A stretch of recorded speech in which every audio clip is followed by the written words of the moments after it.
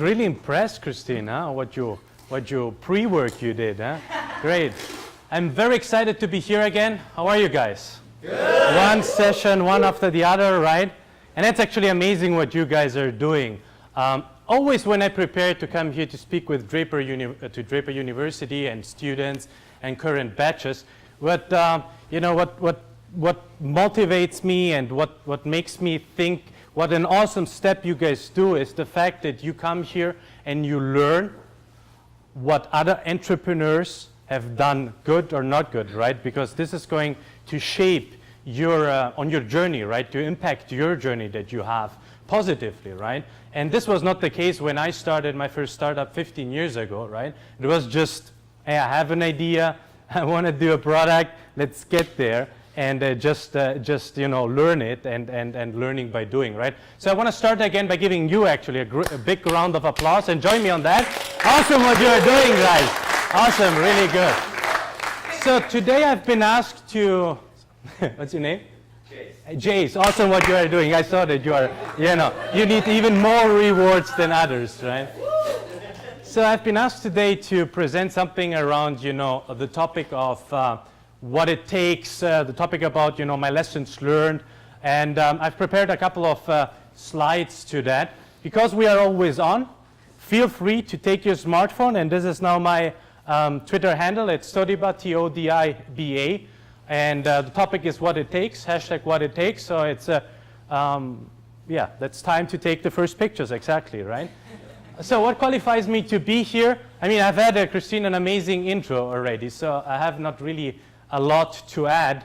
I started my first 3 companies were cloud computing enterprise companies, and a bit all over the world. So I'm an Italian citizen. I lived 17 years in Germany.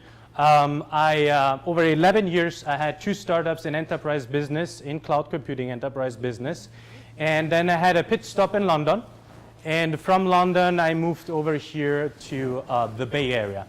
Well, the reason why I moved to the Bay Area is because, I'm a dreamer too, right? And the Bay Area and Silicon Valley is unique. So who is actually from Silicon Valley, born and raised here?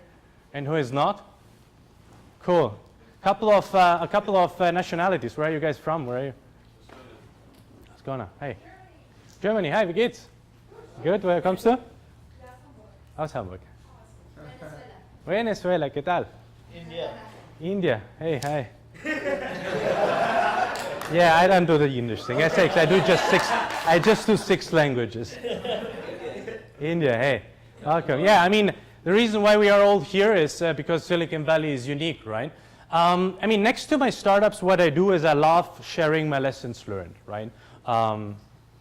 In terms of what have you, how have you broken startups? How have you rebuilt startups? How have you started startups? How have you exited startups, right? So basically, I plug into accelerators or startup directly and add value as much as I can in terms of what I can and where I can basically help you, you guys in doing your startups, right? Let me start on the topic, what's founder's journey like, okay? And I want to have I'm a very pragmatic guy, a very execution-oriented guy. I want to go through a couple of slides with you so that I can give you at the end, learnings on how you can start out and then eventually, be successful in what you're doing. And before I start out, let me tell you the story what motivated me, because the majority is actually not from Silicon Valley, right? What motivated me to come to Silicon Valley, because I think who actually is here and wants to live here or has already plans to live here? Okay, awesome. Awesome. So, this is, I think, an interesting part of the story, because one thing is being here and learning. The other thing is really making the step here, right? Which is a challenge on its own. So, when I was about to exit my second company and build my third company, CloudPlace, my first 2 companies, I only grew organically my business, okay? And I will tell you about in a bit how I was doing it. In Europe, it's pretty common, in Europe, it's pretty common not to raise funds, or at least couple of years ago it was not. Now it's getting more and more. And once I started my third company, somebody introduced me to a VC, and I had my first VC meetings.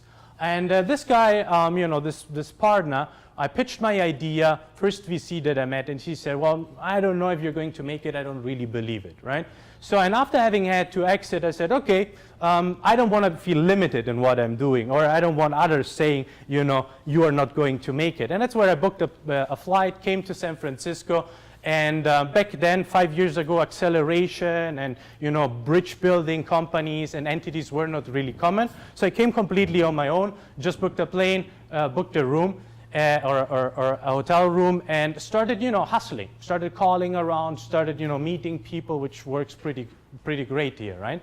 And after 36 hours, I was sitting at Girardelli Place. Girardelli is down on Fisherman's Wharf. Who knows where Girardelli Place is?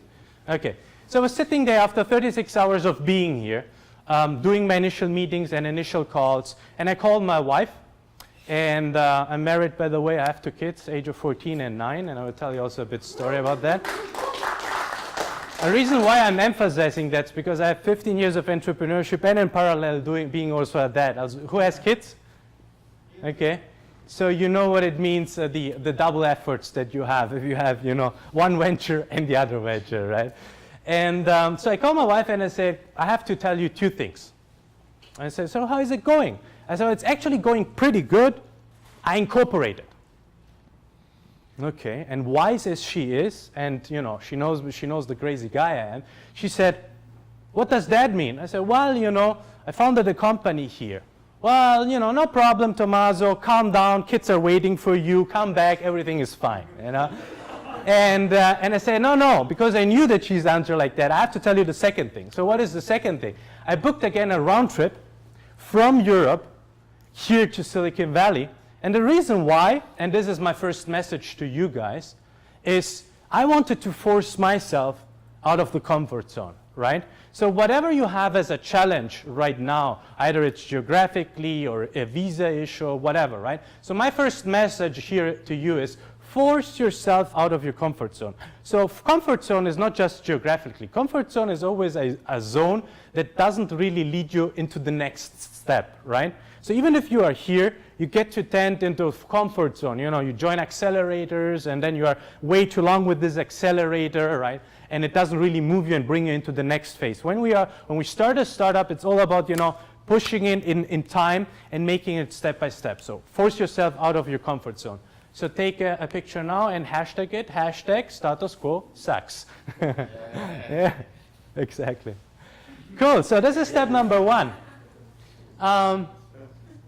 Step number 2, I've been doing businesses, you know, in Europe and here. And it's not a coincidence where you start your business. And it's actually key to what kind of business you want to grow. Do you want to have a lifestyle business, or do you want to really scale globally? In other terms, what I'm saying here is, you know, do you want to have just a rose bush and be happy with something small, or do you want to grow a redwood tree, a huge one? And what it means to you, and interpret it from an entrepreneurial perspective, from a startup perspective, once you plant your seed of your startup seed, plant it wisely.